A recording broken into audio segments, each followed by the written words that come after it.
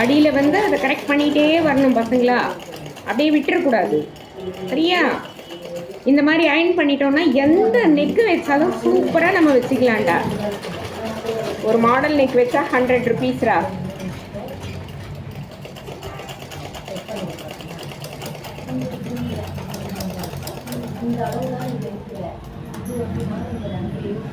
இப்போ பார்த்தீங்களா, இதுக்கு வந்து திருப்பியும் வந்து ஒரு 1/4 இன்ச்சு டிஸ்டன்ஸ் விட்டு இன்னொரு தையல் போடணும். கற்றுக்கிற பசங்க வந்து அது சரியாக போட மாட்டாங்கன்றதுனால சொல்லித்தர மாட்டேன்.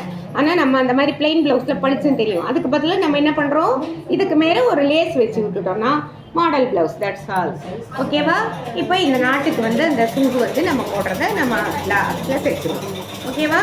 இப்போ இதுக்கு வந்து இந்த டிஸ்டன்ஸ் ஃபிக்ஸ்ன்றதை ஃபுட் டிஸ்டன்ஸ் கொடுத்து போட்டுருந்தோம்டா. நம்ம லேஸ் வைக்க போகிறது இல்லை இதுக்கு. ஏன்னா அது வந்து டிசைன் இருக்கு இல்லையா ப்ளவுஸில், அதனால் கரெக்டாக அந்த ஃபூட் டிஸ்டன்ஸில் கரெக்டாக அந்த ஃபூட்டை அப்படியே ஃபாலோ பண்ணிட்டு வாங்க. அப்போ சுருக்கமே வராது.